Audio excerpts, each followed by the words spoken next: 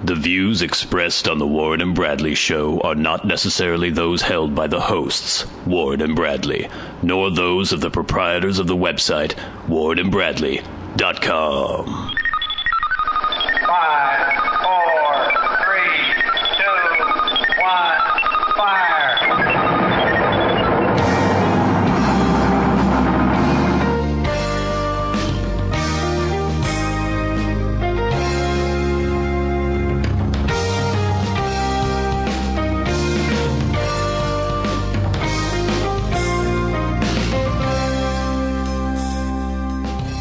Let's make some magic. It is magic time. Hello, and welcome once again to the Warren and Bradley Show. I am one of your hosts, Bradley Victor. And I'm the other host, Warren. Welcome to episode 30. We're recording on Father's Day, actually. Yes. Of 2012. Hey there, Warren. How you doing? Nice of you to show up. Well, I was a little late for the recording session this evening. We had to push back our usual recording time to about 7 in the evening because we both had Father's Day activities. Exactly. The way I live my life, I can't ever remember anything. I'm constantly just like writing notes on my hands, posting Post-it notes everywhere, trying to remind me of anything I need to do. Mm-hmm. And for some reason, when I arranged this recording time with you the other day, I thought about putting a note in my iPod. I thought about writing some stuff down, and I just assumed it wouldn't be a problem. So I get back from my Father's Day gathering. I end up watching a basketball game. I'm just relaxing there, and I get a text message from you asking where. Yes, I was sitting here forlorn by myself. It's the story of my life. It got to be about 7:30. Yeah, I was like ETA, and then he's like, "Damn it!" And then so basically, if someone wanted to, they could go into the reminder section on your iPhone and just write a bunch of weird shit, and you would just start showing up places. No, it's not a fact. It's the fact that I just can't remember things. You remember, but you need a prompt. I need a prompt. Like, I remember everything. Yeah. But I need to. But if I have something lined up to do later that day, or something at work, someone goes like, "Oh, can you do this in 2 hours?" I go, okay, I have to stop what I'm doing, go over and write something down and like post it on my computer screen at work, or else I will not remember to do it. It's very strange. It's been a problem my entire life. When I was a child, I used to be at home and my mom would go do something. She'd be like, clean out the dishwasher. And I go, no problem. I don't mind cleaning out the dishwasher. And she'd leave and she'd come back a couple hours later, reeking of drink. No, that's not true. That's not true at all. But she'd come back and she'd be like, why isn't the dishwasher cleaned out? It's not that I was too lazy about cleaning the dishwasher out. It was just that it never occurred to me to clean the dishwasher out. It went in one ear and out the other. And as soon as she said that, I was like, yes, I was supposed to do that. But I can't remember. I wonder if maybe this is some kind of weird psychological block you've placed up in your mind so you don't have to do anything unless possible. you write it down. Well, so it started at a young age. Your mom is like, clean out the dishwasher, clean your room. And then you've developed this strange crutch where you say that you can't actually remember it unless you write it. Because I remember you used to have weird pieces of string on your finger. Yes. Which said nothing. It didn't say what it was that you were supposed to do. But it was a prompt of some sort. And I always have like letters written on the back of my hand. Like there would be an N back there. Most of the time I'll remember what that N means. A lot of times I'll be like, oh crap, and I'll forget. But to yell epitaphs at black people or something? Yeah, exactly. But I have to... my sister texted me about this Father's Day gathering, and she said, oh, can you bring some potato salad? Mm-hmm. And I was like, no problem, I'll take care of that.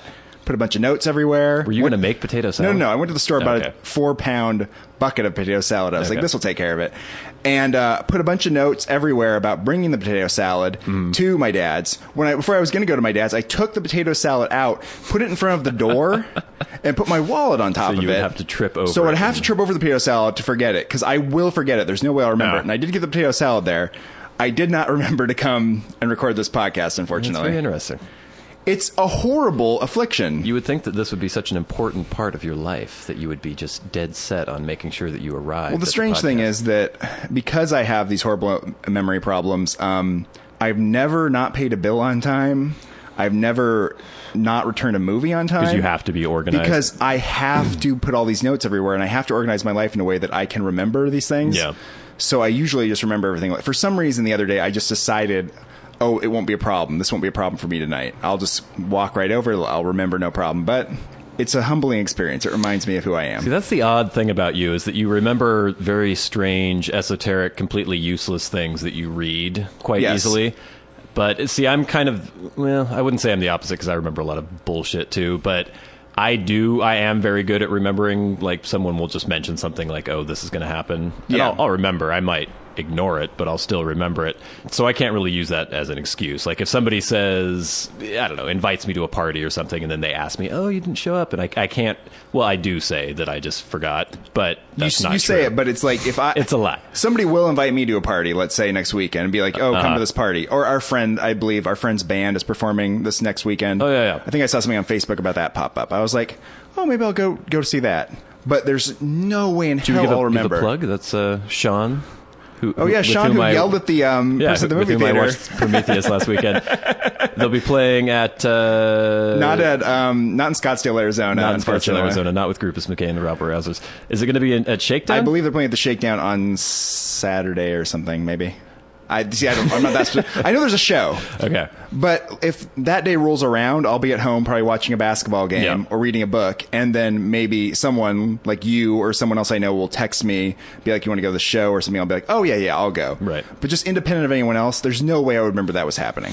It's kind of a free way of living your life in a way. It's actually very stressful because you have to because there are a lot of things that you have to do. Yeah, in our life, the way we live, in our society, there are a lot of things that you have to remember to do at certain times throughout the week. Mm-hmm. And if you don't have the capacity to do that, it makes things very hard. What about, like, urinating and wiping your ass? The things I do every single... Like, I get to work on time every day.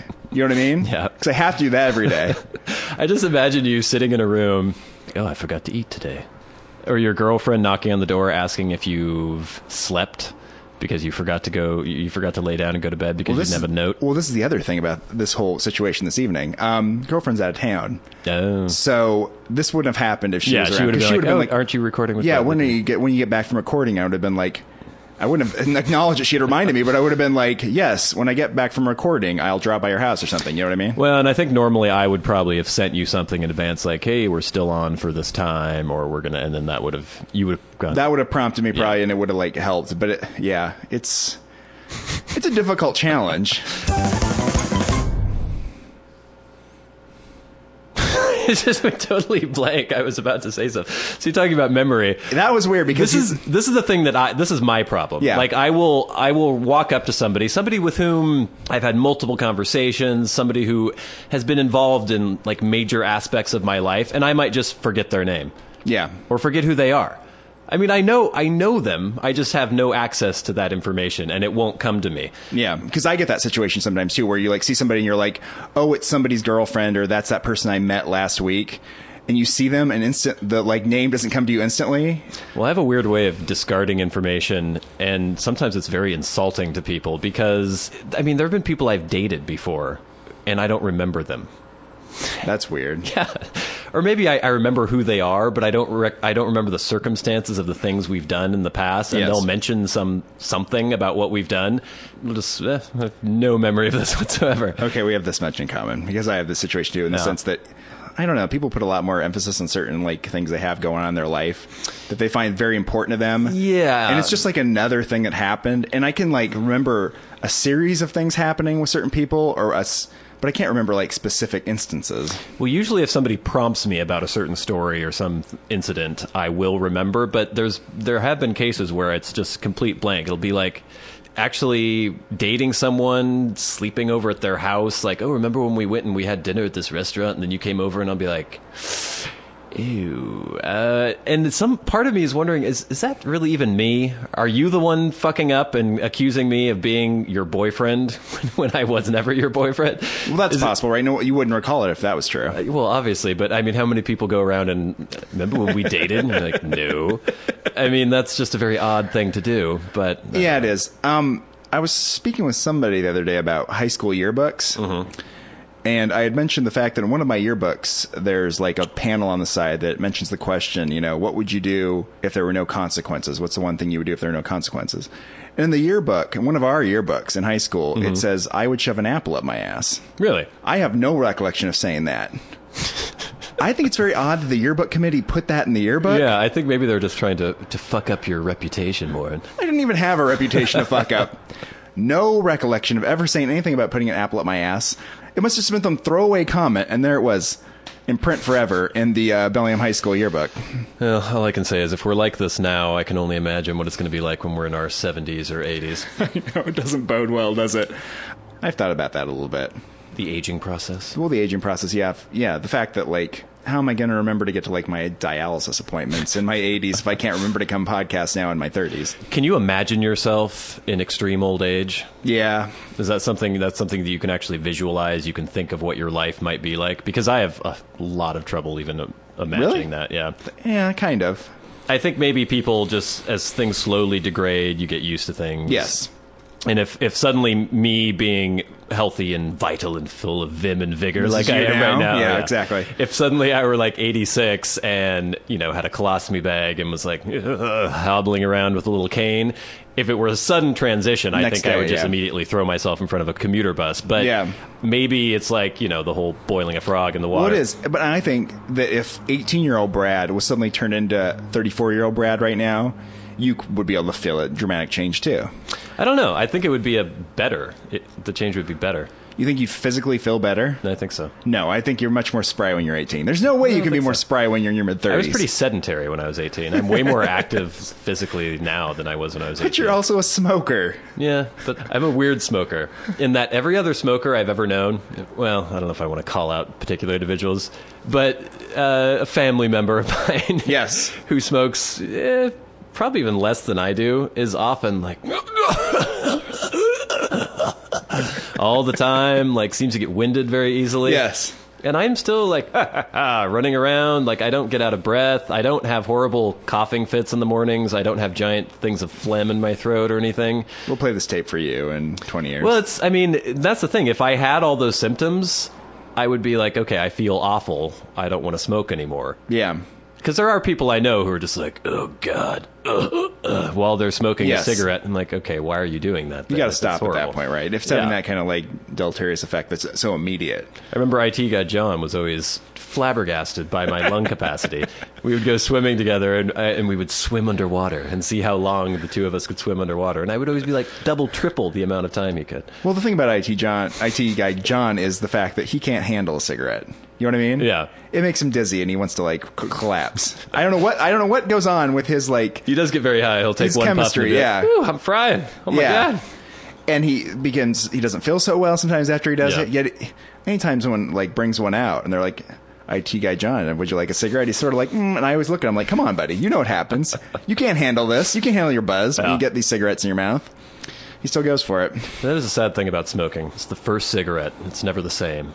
I guess maybe if you quit for like a year or something and then you had one again. But I remember the first time I inhaled a cigarette, I was like, flying around my dorm room listening to like, I don't know, a Radiohead CD or something. It's like, oh my God, I'm high. I've never felt like that again. I have never felt like that. I don't think when I first started smoking at all, was smoking properly. Yeah. So I think that may have been a problem. That always bugs me when somebody borrows a cigarette from you and then you see them just kind of mouth the tip and they'll just go and take little puffs. They don't inhale anything. More like a cigar smoking situation. Sort of. And then they'll smoke. Well, they don't even smoke about half of it and then throw it to the ground and grind it out. Like, that has value. This very like ostentatious, like, look what I just did. It's like, come on. Come on. Use the damn cigarette. The tobacco farmers in North Carolina put a lot of work into that cigarette. And you paid a lot of taxes. Yeah, I did. Although I know you acquire many of your cigarettes in another nation. I do. A native nation, that is, yes, which allows you to avoid some taxes. They don't have to charge the state taxes, but I think they still have to charge the federal taxes. Really? But they charge way more than they need to anyway because they can. Yes. I mean, they realize that it's still way cheaper than buying it in the U.S. of A. And so. Do you think this is common? A lot of people go out there and do that? I don't know why they don't, if they don't. But I know a lot of people who buy a pack a day. They'll just be at the... Well, they think they're going to quit the next day, probably. I don't know. It's that mentality. Well, maybe it is. It's always that thing of like, they'll go and be paying like $8.95 for a pack of cigarettes at a mini market. I'm like, why don't you go to the reservation and get a carton? It's almost half the price. If I had a carton, I would just smoke them all. I'm like, you're going to smoke them anyway. As soon as you're out of cigarettes, you go buy another pack of cigarettes. It's just this weird lying to themselves bullshit where they don't even... I don't know. This Indian reservation system we have is just making people like drive more than they should, you know? We're going way out of our way to go gamble. I think technically...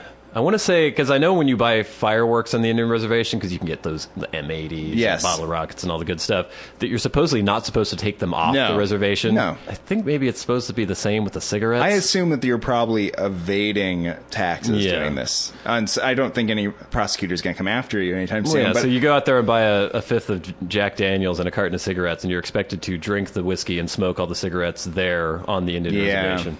It's not a good system. Which most people on the Indian reservation do, but I had a Native American gentleman approach me today asking for change after I'd had Sunday brunch with my father. Told him I'd just eaten, so then he started going, if I'd just eaten, I'd go like this. And he started tapping his belly really hard. That's good. And he kept doing it until he went, ugh, like he had just knocked the wind out of himself. You shouldn't actually do that. And then he kind of just looked ashamed and stuff. If you eat a lot, you shouldn't do it either. No. The padding is just like a nice padding to be like, oh, look, my belly's full. But it's it doesn't actually serve a physiological purpose. It doesn't. It's not like you're burping a baby in reverse or something. Or you're not packing a cigarette. No. No. You're just like going like, oh, this is full. And you give it a little bit like, look at me. I'm patting my tummy. It's a demonstrative gesture to show other people that you've been well fed. So it is Father's Day today. Yes, it is. Did you do anything special for your old dad there? I showed up at my sister's house with potato salad. We had some hamburgers. Mm-hmm. So this is just your immediate, this is just your siblings and your dad? My siblings and my brother-in-law and my dad. Mm-hmm. We talked about my dad's time in the Army, which was very interesting, and where he was stationed. My dad's always impressed by the internet because he doesn't have the internet and doesn't know how to work a computer and has never really touched a computer before. Yeah. So anything that goes on the internet is amazing. And he was saying like, oh yeah, he was telling me where he was stationed in the Army in Germany. Right? Yes. So I was like, oh, here it is. And he's like, wow, you can look down from a satellite image of the town. And I found a YouTube video about his like regiment's squadron that somebody had a video with like music behind it showing the base then and now. Weird. And I played it for him and he was like, this is amazing. Because he's like, I remember that. I lived there. He loved the whole thing. And that was my day. Well. Yeah. How about you? We just did the Father's Day brunch. It was good. The whole Father's Day thing, it just seems like the fathers themselves are just kind of meh about the whole thing. Well, that's the thing about fathers, right? What they want is like peace and quiet and be left alone. Yeah, it's like, so. You know what I mean? Well, I mean, it was just tacked on as an afterthought. The Mother's Day, we had to have a Mother's Day because mothers are like, yeah, you have to acknowledge the fact that I've sacrificed my entire life to raise you children and blah, blah. Yeah, all right, fine. And so then it's like, oh, we've got the Mother's Day, the dads, we got to get the dads. The dads are like, we don't give a fuck. Don't give us a day. We don't give a shit. If I was a father, you were a father, we wouldn't care very much about Father's Day. I would think Father's Day for me would be, Daddy's going to go somewhere all by himself for the entire day. That's your gift for Daddy. Because it's not really a gift to like have to like deal with your children all day, I'd imagine. If you deal with them every day, the rest of the year. It's a joy we'll never know. Well, happy Father's Day. Happy Father's Day, fathers. All of you fathers out there. George Washington, the father of our country. I don't know. That's the best father I could come up with. Yeah. Happy Father's Day. Yeah. Happy Father's Day. So, the other day, I'm at the local grocery store. I was buying some Swedish fish, I think. Oh, yeah. And I was behind some people in the self-checkout line. And there were these two younger guys checking out to my right, and this girl was kind of walking in by them, this other younger girl, and they were kind of like talking for a second. And the guys were like, I think they must have been like college athletes because they were talking about sports. Right. And they asked her, oh, are you still playing softball? And she was like, no, you know. And they're like, are you still in school? And she's like, nah, not really. And she goes, oh, I'm just a nobody. And then she turns, looks me in the eyes, and goes, no offense. And then she like walked away. So she had an instinctive knowledge of you, apparently. I was like, wow. The thing is, I think she was like legitimately trying to like be polite and apologize to me because I was a nobody to her. And she was just like, no offense, I know you're a nobody. You don't play college sports or anything, or you're not in school right now. Yeah. So, I'm kind of like you right now. Did she make the mistake of thinking you were a homeless person again, like often happens? That does happen quite often, actually. I gotta clean up my act. I probably should get rid of this scraggly beard. I remember you made the resolution a while ago that you were going to dress up, you're going to wear the shirt and tie. Yeah, that fell apart pretty fast, didn't it? Did it ever begin? It was just... a certain degree. Remember, I used to wear a tie a lot. Occasionally, yeah. Occasionally, I would wear a tie out, and sometimes I was wearing a tie to work occasionally and stuff, and then I lost momentum. We just need to get you out of the house more, because I've been noticing lately our entire friend group is just completely blah. What was I going to say? 3 sheets to the wind? That means you're drunk. Yeah, but that's not what drunk. I meant. I think not. We're the opposite of it. Yes. Yeah. Okay. Scattered like chaff in the wind. Maybe that's what I was looking for. Some stupid metaphor. Anyway, because recently, like there was a while ago where I was completely avoiding human contact because that's something I do every once in a while. And in the past, I would go through my period of avoiding human contact. And then I would be like, okay, I'm ready to be around other humans again. And so I'd be like, hey, and there would be this group of people that I could hang out with afterwards. Yeah. This time I was avoiding human contact, decided I was ready to see humans. Nobody wanted to do shit. Nobody would even respond to me. Everyone's just gone. I don't know what's going on. They've all got boyfriends and girlfriends and weird shit going on. Okay, I'll tell you this. Let's make an effort this weekend. I'm willing to get out there. You go out. You'll put on your little tie. I'll put on my tie. I'll have some drinks. Yeah. Do something weird. Good time. Like old days. Like old days. We'll end up eating 4 months ago or 8 months ago, whatever it was. In front of a restaurant at 3 o'clock in the morning with a bunch of homeless people. Things like that. Sure, we'll get into that. Yeah. All right. We'll report back on this in episode 31, people, and see how it went. Oh, yeah, we'll be recording right after the momentous occasion, so. I do remember, we used to occasionally record, like, hungover and stuff. Yeah. That hasn't happened in a long time. No, I know. I would have these horrible pounding headaches, and just the act of speaking would make me want to throw up, but we would still record the podcast. All right, people, we guarantee you some action. It's funny, though, talking is like we're in our 40s, and we're talking about, our college days. This was only, like, 6 months ago. It wasn't that long ago. You're right. We haven't aged that much since then. We're on top of it. When will this come out? Thursday? This will come out Thursday, yeah. Okay, people, listen to me. It's possible the duo that you enjoy listening to on this podcast will be out and about this weekend, having a raucous time. This is only for a very small segment of our audience, the ones who live in Bellingham, because most people who listen to us live all but if you do a long ways away, you can come up. Yeah. The airport serves as many airports in the region now. Come on up. We'll be out and about. Approach us. Talk to us about the show. We're willing to have a good time. Maybe buy us a drink, whatever. Invite us over to your house. We'll have a good time. But don't ask us to try to do bits from the show, or don't give us like, I've got a great That's How Women Are Street Freak of the Week, because we get that shit all the time. And it's just, come on. Yeah, it's really We're exhausting. The professionals here. We're the ones who know how to do this show. We're the ones who format this show. You're the listener for a reason. You can't do what we do. Because we're professionals. Oh, yes. Very loose definition of the word professional.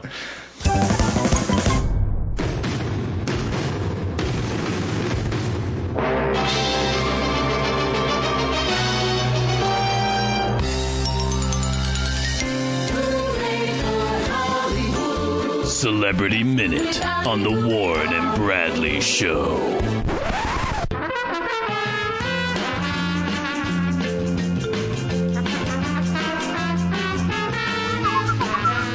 Yes, indeed. It is Celebrity Minute on the Warren and Bradley Show. Our very first story, a sad story. Oh, this is news to me. Rodney King, whose beating led to the LA riots, dies. I did not know this happened. Yes, King was found dead in his swimming pool on Sunday at age 47. Pool. Yes, at the bottom of the swimming pool. He had drowned, apparently. Yeah. A neighbor said that she had heard some sort of ruckus coming from his yard. She said that around 3 a.m. she heard music and someone really crying, like deep emotions, like tired or sad, I then heard someone say, "Okay, please stop. Go inside the house." We heard quiet for a few minutes. Then after that, we heard a splash. What does that mean? I mean, obviously, that's him jumping into the pool and dying, but... Wait a second. So he was crying... And then he decided to kill himself, and then he jumped in a pool? That's their theory? It is unclear as to whether or not he killed himself at this juncture. They're performing an autopsy. Supposedly there were no drug paraphernalia or alcohol paraphernalia around the area. But yes. When people drown themselves, they usually jump into something they can't get out of easily. Yeah, it seems rather difficult to just force yourself to stay underwater until you die. I don't know if you can do that. I don't think you can. No, I don't think you can just... Because your natural inclination to save yourself will kick in and force you to go above water. But, as you said, he'd struggled with substance abuse. After the incident in which he was beaten by the cops, he was arrested on multiple other occasions for DUI and drunken disorderly. Someone that wasn't, prepared for the spotlight, definitely. Well, and he had the hero mantle thrust upon him, which is ridiculous. He was a victim of a beating. And then which, to be fair, I don't think it's anything he ever sought. No, I mean, it wasn't. Basically, he became the symbol of, race relations and police brutality or excessive use of force, and it wasn't his fault. He did, he was drunk driving and then trying to run from the cops. Yes. Did not deserve the beating, obviously, No. but nor did he do anything particularly commendable. Yeah. The one thing is that when the riots were going full bore, he did, step Can't up we all just get along? The famous "Can't we all get along" quote. Which I always thought seemed very legitimate. I don't think he wanted the things to go on that were going on. Yeah. He saw that things were out of control, and he was kind of trying to calm the situation down.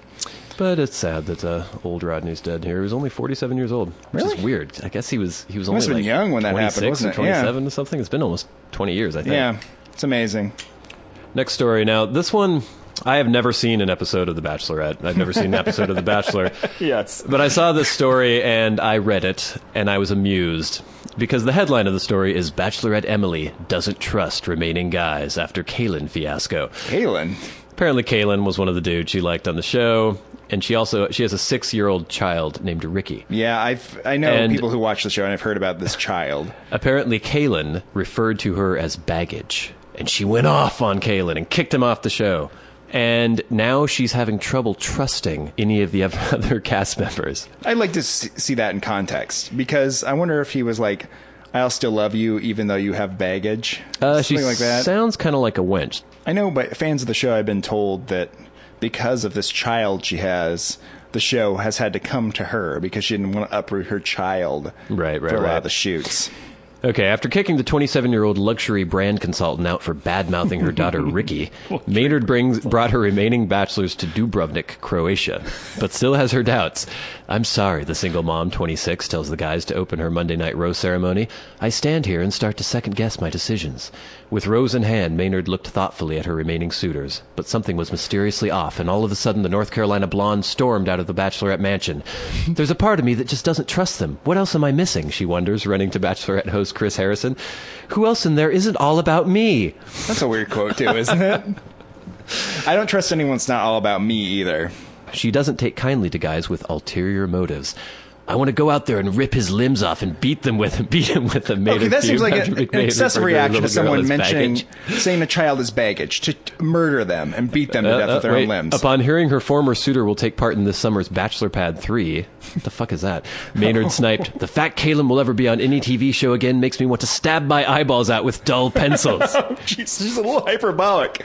Bachelor Pad, my understanding is it's like ex-bachelorettes and bachelors, or the people who are competing for their affections, in a house living together. Yeah, that's great. Which is just, why wouldn't you make that show? The thing that I found so amusing about this story was not only the fact that she was screaming about people not being all about her, which, and then accusing all the people on the show of having ulterior motives. Yeah. What the fuck does she think is happening on this show? Does she really think that these people are here and they love her and they want to be with her? They're here because they want to be on TV and they want to win the money. Yeah. That's the ulterior motive they have. That's the ulterior motive she has. But the truth is that she's just playing the game, too. And she's overreacting to things. Maybe. Because that's what she's supposed to do. That's her role. I've never seen the show, but just reading, I guess I'm reading this as though they're real people. They're not. I mean, they're all characters. And they're irritating me, but I guess that works. They're acting for the show. Maybe. Yeah. I don't know. Lindsay Lohan's new health crisis? What's this? Oh, Lindsay Lohan. First, she had her non-fatal car accident in her Porsche the other day. Yeah. Where drugs were not involved, apparently. We still believe that. Then, apparently, she was... Well, first it was reported that she was rushed to the hospital after being found unconscious in the penthouse of the Ritz-Carlton in Marina del Rey. But it turns out that she was actually treated at the scene and didn't require hospitalization. She's been doing... Liz and Dick. What the hell's that? It's the Elizabeth Taylor biopic thing. Oh, yeah, that's right. You mentioned that last week. Okay, anyway, she's been filming the Elizabeth Taylor biopic, and apparently has had a very just hectic schedule, and so she collapsed from exhaustion in her hotel room, and when producers tried to come and beat on the door to get her to go film, she did not respond, so they called the paramedics, and they broke her door down, and then they just... checked her out at the scene, said she was fine, said there were no drugs and alcohol, and then left. Okay, exhaustion is a euphemism that we've been using for decades for being strung out. Yeah. on things. Isn't it time we need to like change that euphemism? If you, as a normal person, went to the hospital and said that you needed to be checked in for exhaustion, they would tell you to go fuck off. Yes, or dehydration. Yeah. It's always dehydration and exhaustion. Because I don't want to denigrate what these great actresses and actors do, but there are many millions of people out there in America every day who work very hard all day long. Yeah. You know what I mean? Get up very early and work and work and work and work. Really, do they just collapse and say, I'm suffering from exhaustion? Especially if you have to pretend to be Elizabeth Taylor for a couple hours. Yeah. That shouldn't exhaust you. It's not exactly strenuous. No, it's not. Apparently, she did have an overnight shoot previous to this. So, they're dehydrated and exhausted because they've been drinking nothing but alcohol for about, 3 weeks. And their liver has had to pass so much fluid through it that every other bit of fluid in their body has been sucked into their liver. And they don't have any left. Technically, they are dehydrated, but that's just one of the symptoms of the underlying issue, which is alcohol abuse. Yes. I just can't believe we're talking about these idiots. This is what they want. I know. Very popular podcast talking about their issues. After my disgust with last week's Celebrity Minute, I'm trying to pretend that I care about any of these stories, but I really don't give a flying fuck. We have one more story to wrap up Celebrity Minute. Lucy Lawless, arrested, lives up to her name, faces up to 3 years in jail. That's your best joke in podcast history. Legal trouble for the warrior princess. Lucy Lawless has pleaded guilty to trespassing an oil drilling ship in New Zealand this past February. The Spartacus and Xena warrior princess actress faced up to 3 years in jail for the move, part of a protest with 6 other Greenpeace activists. Apparently there was a ship chartered by Shell Oil that was going to be going to the Arctic to explore drilling opportunities. Her and some other Greenpeace dirty hippies camped out on the ship, refused to leave. They were finally arrested. It was, I think, in February they were arrested, and they finally went to trial. And she faces up to 3 years, but obviously she won't serve any time, and she gets some sort of slap on the wrist. Yeah, everyone gets so upset about the Arctic. Lawless said, "We will continue to stand in solidarity with the communities and species that depend on the Arctic for their lives until Shell cancels its plans to drill in this magical world and makes the switch to clean, sustainable energy."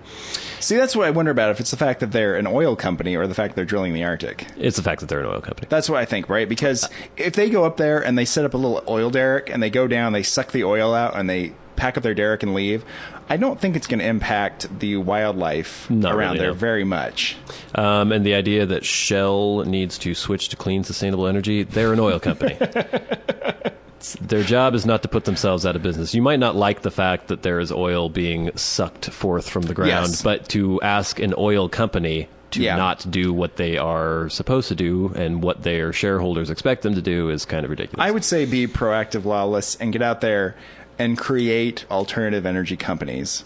Maybe get in the lab, come up with a better solar panel. Yeah, because that's the main problem we have right now, is that there really still is no viable alternative. Oil runs the world's economy, and until we find something better, we're stuck with it. And to say that we need to not drill means that we need to not eat and not to have any energy, not have heat, not have lights, not have anything. So you need to come up with something better. That's the kind of lawless society I don't want to live in. Oh, there you go. Maybe in the future, Lucy, you can become Lucy Lawful. That's not bad. Rip-roaring end to Celebrity Minute.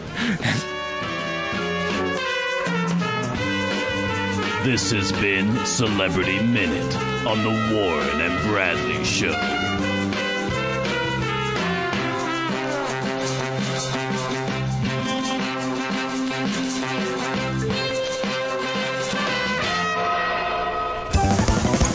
What? Uh-oh. It's a bit off, yo. Oh, Jesus.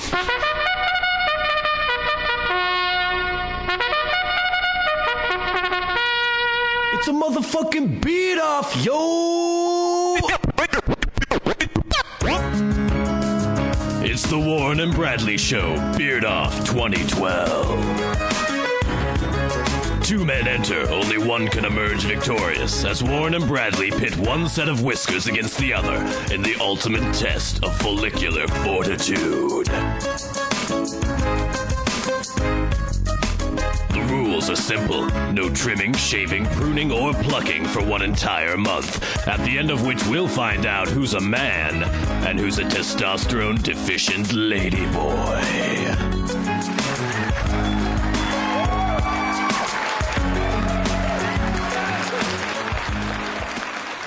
All right. So last week we... Speaking of not coughing. Oh, yeah, you don't have any problems. Your lungs are great. You're a young, spry thing. Look at you there. Shut up, Warren. So last week we brought you the exciting conclusion to Beard Off 2012, where we presented for you the final results of our beard growing extravaganza. We put the pictures up online, and the people have spoken, Warren. I'm sorry to say that I was selected as the winner of the Beard Off 2012. Crushing. It's so... I was really hoping to win this. You didn't and know get all the accolades. You did not have any hope that you were going to win. You said no, up and down. I didn't you think I was going to win. I noticed that you don't have any facial hair right now. I shaved today, actually. Well, last night. Did you have a mustache? I saw on the Facebook. Did you have a mustache? Yeah, well, last night, right before bed, I was washing my face and again feeling the beard as I was running my fingers through it. And I looked up, and it was much more difficult than I thought it was going to be, because I had somehow grown to love and hate the beard at the same time. Oh, yeah. And I got used to seeing myself with it. And so I never did. I got the clippers out, and I was like holding it to my face as the teeth were... I was like, okay, maybe I'll just trim it a little bit. And I went... And I trimmed a little too much on one side. I was like, oh, even it out. And then next thing you know, I had a great mustache going for a while. I was gonna rock it maybe for a day or two, and then I realized I'd probably be tackled and beaten by whoever saw me. But it was like, I shaved the chin, but then I left some good like mutton chop sideburns, shaved underneath, and then just had these weird the mustache went down into these strange teardrop shape under the chin. Yes. I call it, it's either like Did it connect under your chin? No. Okay, good. That's weird. It formed this weird kind of walrusy spike under my chin. Okay. It was fetching. And I looked sort of like a neo-Nazi or something like that. If I had shaved my head, the look would be complete. So maybe we'll post that picture online for everyone to see. Oh, yeah, people would love to see that. But that only lasted for about 5 minutes. And then I trimmed it into this beautiful, maybe Desi Arnaz kind of Cuban mustache, where I shaved in between and then shaved up and shaved down and just had this nice little pencil pointy mustache. Yeah. Oh, it was amazing. And I was going to leave that on, and then I just looked at myself again in the mirror and realized that wasn't a good idea. You wouldn't be able to go outside with that on your face, would you? Yeah, and then I shaved, and this morning I woke up and... bleary-eyed, went and put my contacts in and then closed my medicine cabinet and went, ah! And it was like a little 10-year-old was staring out at me. It was very strange. I didn't notice it was gone when I got here for some reason. Until we just started doing the beard off, I was like, oh, yeah, your beard's gone. You're very observant. I'm not. I had over a month's growth of beard on there. Yeah. It's like a half-inch long. This is what you normally look like, so you're just back to normal. Every time I saw you with the beard, I noticed the beard right away. I'm still not used to myself again now. It's literally, that was me for a while with the beard, and that was my face. And because I always thought, got a good jawline, got a good chin, whatever. Yeah. But now with the beard gone, I'm like, oh, look at that weak sissy boy chin. He's got no facial structure. Yeah. And I seriously did think of myself as like a 12-year-old when I looked in the mirror. I was like, oh, you're a child. You got to put something over these mirrors. You spend too much time in front of these mirrors, I tell you. But, it's a little better, I guess. I'm glad. There were people, some of the bagelry employees seemed quite pleased that I had shaved my beard today when I went in there. It's a new day in fashion, apparently. I mean, they didn't say anything specifically. Well, one of them was like, oh, you shave your beard off, in a very happy way. Oh, a positive. And I'd gotten comments before like, oh, I like your beard. In a very sad way. I think I was letting the team down a little bit with the beard. I can see that. Yeah. My facial hair remains the same. Yeah, you've gotten to a point, and now it doesn't seem to be doing anything else. It's just kind of it'll just get thicker. In a holding pattern. It'll get a little thicker. Well, see, your beard, for those of you with eagle eyes, might have noticed that Warren's beard is more curly than mine was. Mine would just grow straight out of my face. Yeah, that's why it looked weird. It looked like a ballpoint pen. You were drawing the lines on your face. That's ridiculous, Warren. You fixed this contest, didn't you? No, I didn't. But yeah, yours looks a lot more full because it kind of curls in together. Yeah. It gets a little bit of an afro effect. I don't know. I learned a lot through the beard off. I'm glad we did it. I think the listeners probably learned a lot, too. I think they did, too. About themselves, about beards, and about us. About what it means to be a man in today's modern society. It's rough. Literally. Yeah. Oh, you're on a roll today. I don't know what's going on. So clever. So I was working on this job where there were some children present at the house where I was working. Some of the kids were a little older, so they'd go to school during the day. But there was this one little kid who was there all the time. And, of course, being 5 or however old he was mesmerized by the fact that there were people working on something at his house. So he was always there. Like, whenever I would turn around, there'd be this little cherub, like me, just staring. And so after a while, me getting bored, I started just not investigating, but paying attention to his habits of play. Because when we were kids, we used to pretend a lot. Yes, we had we had little weird fantasies that were going on, and we'd be running around, and there was this whole world in front of us that nobody else could see.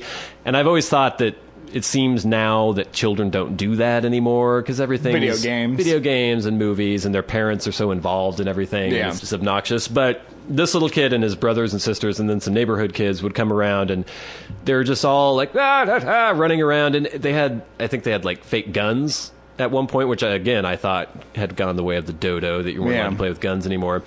But the problem was that they were pretending, which I enjoyed, but they were playing something that was such a weird mishmash.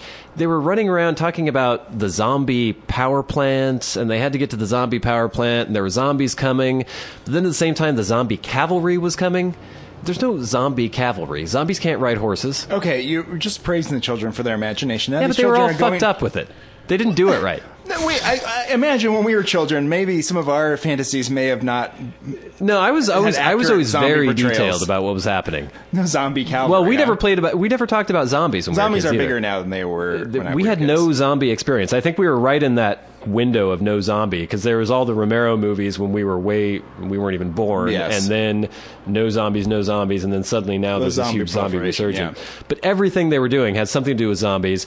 But then they were talking about, like, now you're in China, now you're in, and they kept skipping countries. Like, suddenly the main kid, the ringleader, was just running around and just saying, okay, there's the zombie power plant, now the zombie cavalry's coming, and everyone was just going along with him. Whereas if I had been there, I'd be like, what the fuck are you talking about?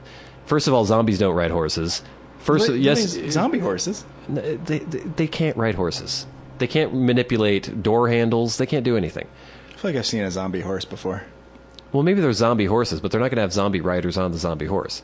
That just does not make any sense. No, it doesn't. You're right. I'm sorry. But that being as it may, I was still somewhat pleased to see these little kids playing.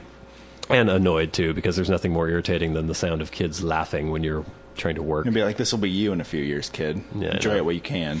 I do that sometimes, too. I give, like, the scared straight message to kids. Because kids are always impressed by construction work. They're always like, oh, wow, oh, look. And they always like, I want to do that. Bob the Builder, yeah. Yeah. And so you always have to be like, I'll rend my shirt a little bit and, like, maybe spray myself down with the hose so I look extra sweaty. And I'll just be like, oh. That's so weird.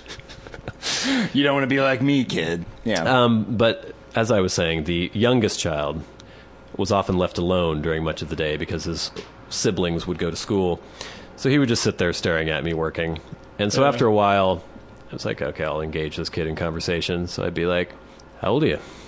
And he'd hold up his hand. 5. Like, okay, you're 5. Do you have a dog? Yeah. What's his name? Yeah.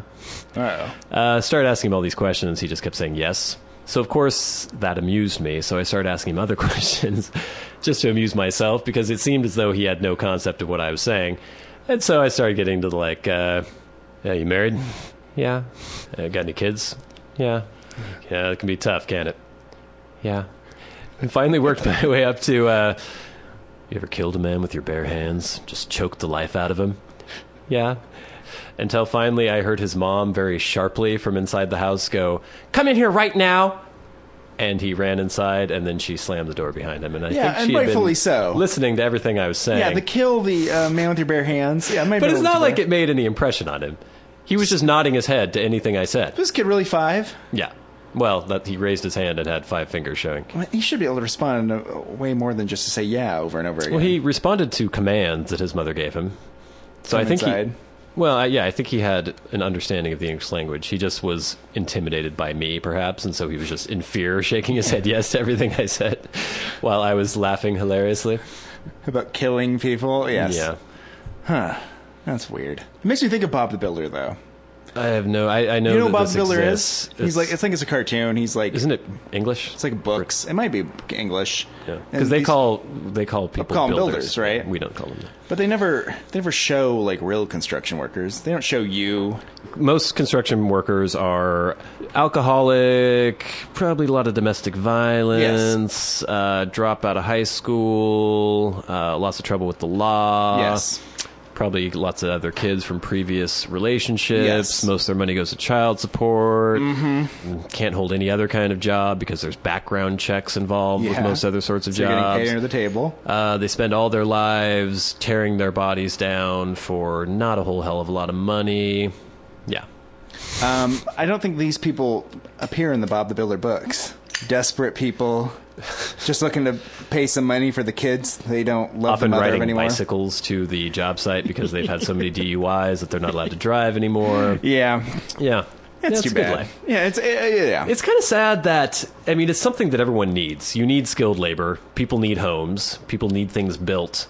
But you don't get a lot of respect. No, not really.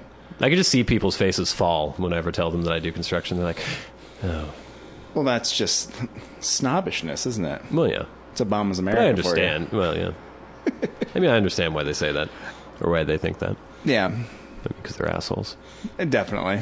It does bug me that somebody who's like a waitress, like, oh, okay, that's fine. You work at a coffee shop, and that's better than a skilled laborer, someone who actually knows how to build a fucking house. Yeah, that doesn't seem very fair, does it? That's weird. Yeah. Blue collars. But again, that all probably has to do with the fact that many of the baristas you interact with on a daily basis aren't riding their bike to the coffee shop because they have too many DUIs and are just, have a bunch of kids spread all over the place. That is a valid point. Yes. So you're probably lumped in with those people. Maybe. Yeah, definitely. All right, then. So I think that's all the time we have for this week's Warren and Bradley Show. Yes. This is Bradley Victor. And Warren telling you to keep your feet on the ground and your eyes in the stars. That's right. I think it's closer. So that's it. No, it can't be eyes in the stars. Well, we'll look it up. Why can't you have your eyes on the stars? I think I said eyes in the stars. Oh, didn't in I? them? Yeah. Whatever. Yeah, we'll see. Okay.